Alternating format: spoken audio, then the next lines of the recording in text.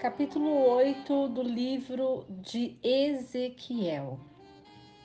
E aconteceu que no sexto ano, no sexto mês, no quinto dia do mês, quando eu estava assentado na minha casa, e os anciãos de Judá assentados diante de mim, que ali caiu a mão do Senhor Deus sobre mim.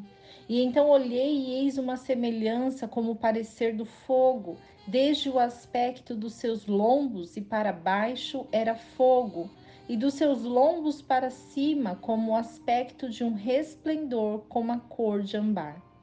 Ele estendeu a forma de uma mão e me levantou pelos cabelos da minha cabeça. E o Espírito me levantou entre a terra e o céu, e me levou a Jerusalém nas visões de Deus, até a entrada da porta do pátio interno, que olha na direção do norte, onde estava colocada a imagem dos ciúmes que provocava ciúmes. E eis que a glória de Deus de Israel estava ali, conforme a semelhança da visão que eu tinha visto na planície.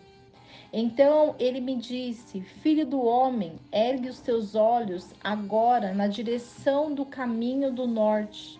Então eu ergui os meus olhos na direção do caminho do norte, e eis que na direção norte do portão do altar estava esta imagem de ciúmes à entrada. E disse-me ele ainda: Filho do homem, vês tu o que eles estão fazendo? As grandes abominações que a casa de Israel está fazendo aqui, para que eu me afaste do meu santuário? Mas ainda verás abominações maiores. E levou-me à porta do átrio, então olhei e eis que havia um buraco na parede. E então ele me disse: Filho do homem, cava agora naquela parede. E quando eu cavei naquela parede, vi que havia uma porta. E me disse então: Entra e vê as abominações malignas que eles fazem aqui.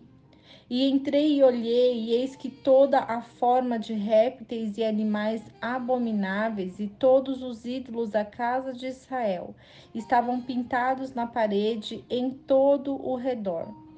E diante deles estavam em pé 70 homens dos anciãos da casa de Israel, e no meio deles estava Janias, filho de Safã, e cada um deles tinha em sua mão o seu incensário, e uma nuvem espessa de incenso subia.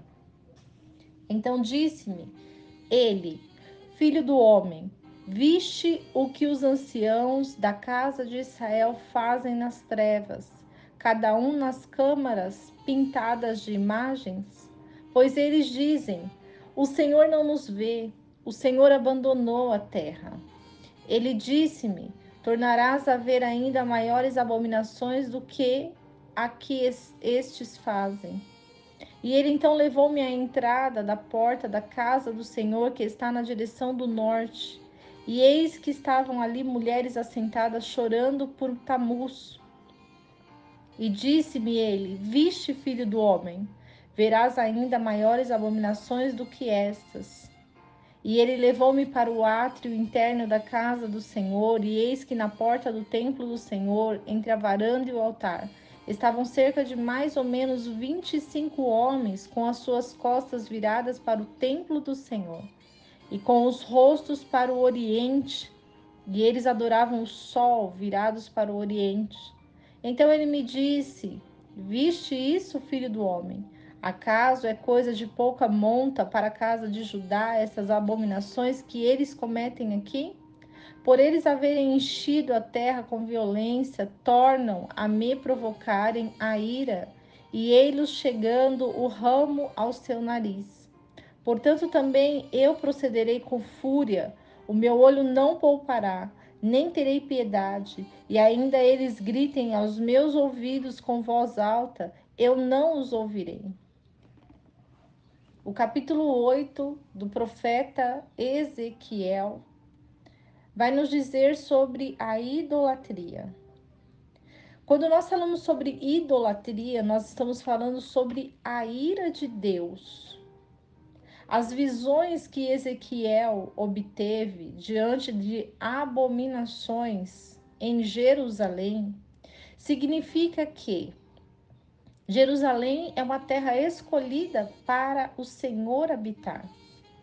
Porém, quando Ezequiel ele se depara com essas visões, o Senhor está mostrando para ele as abominações que essa terra tem feito escondido, tem feito no oculto perante o Senhor. Quando a frase que provoca ciúmes fala sobre os deuses que o homem cria para adorar. A adoração de ídolos e imagens provoca a ira de Deus. E quando essa ira de Deus é provocada, muitos podem compreender o porquê a terra está cheia de tribulações, de guerras, porque provocamos a ira do Senhor. O homem provoca a ira do Senhor quando ele adora ídolos, quando ele adora imagens, quando ele adora homens, quando ele adora a matéria, quando eles adoram o sol, os animais. Nessa primeira visão abominável que Ezequiel ele vê sobre animais, formas de répteis, animais, e todos os ídolos estavam pintados na parede. Ou seja, o que significa? O Senhor, ele diz que não se deve fazer imagem alguma. E quando nós entendemos e compreendemos que Deus, ele não quer imagens diante do santuário dele. E ele fala que ele se afasta do santuário por causa dessas abominações. E muitas vezes oramos, muitas vezes imploramos, choramos e o Senhor não nos responde, porque o Senhor quer nos ensinar que ele abomina tais práticas de adoração. Quando ele estava se esforçando para conseguir uma aliança entre ele e o povo, o templo ele foi abominável. Então, quando nos deparamos diante dessas cenas, nós vamos para a segunda abominação que Ezequiel descreve. Deus mostra a Ezequiel as cerimônias relativas a uma deidade, Tamuz, uma cidade. E quando as mulheres deveriam derramar-se em lamentações, fala-se sobre esse Tamuz, adoração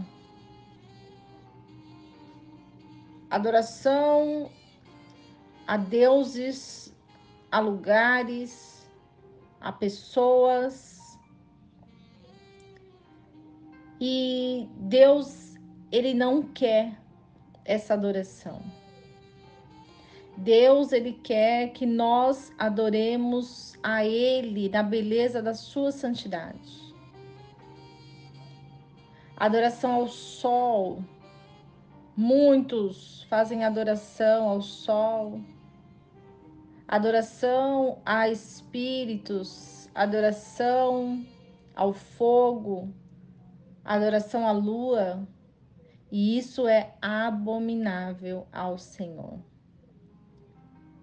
No versículo 17, no final do versículo, diz que provocam a ira, chegando o ramo ao seu nariz. Então, o Senhor, ele sente o cheiro da nossa adoração. E quando é adorado outras coisas que não seja Ele, isso é abominável a Ele.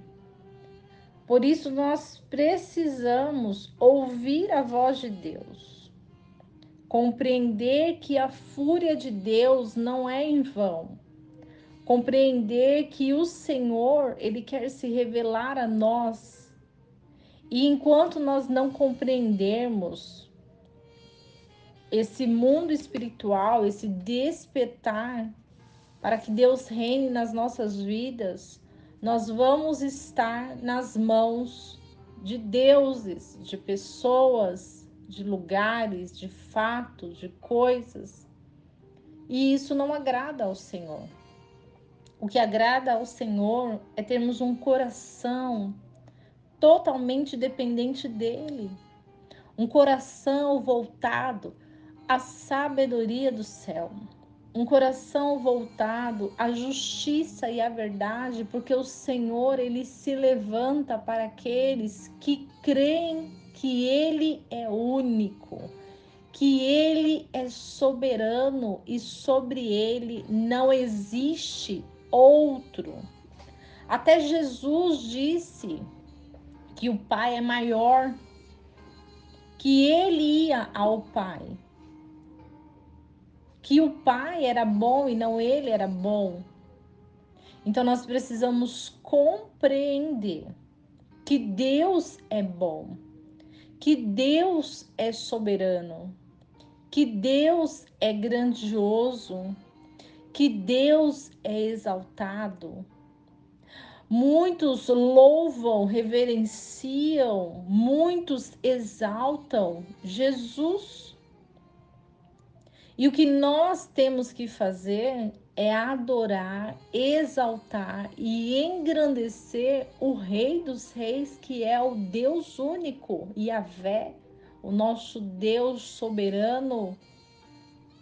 E quando nós colocamos Deus no reino das nossas vidas, nós compreendemos que os nossos passos devem ser como o de Jesus, mas que a nossa adoração também deve ser como Jesus. Jesus, ele não adorava a si próprio. Quando as pessoas se prostravam diante dele, ele falava: não, não se proste a mim, se proste ao meu Pai, ao nosso Pai.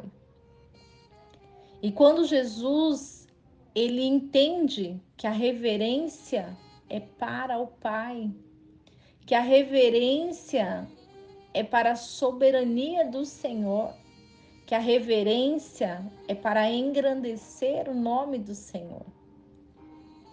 Porque ele é filho, e quando nós nos colocamos no lugar de filhos, nós compreendemos o poder do nosso Pai. Nós compreendemos a magnitude do nosso Pai, porque o Pai sempre é maior do que o Filho. E o Filho, ele se tornou grande porque ele reconheceu isso. E quando nós reconhecemos isso, nós compreendemos que todas as coisas são para o nosso Deus. Tudo é para Ele, tudo é por Ele.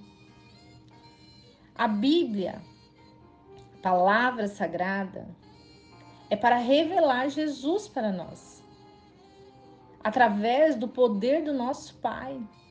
Porque quem escreve as passagens bíblicas são pessoas escolhidas por Deus para anunciar o poder de Deus e anunciar como Deus quer que nós nos comportemos diante dele.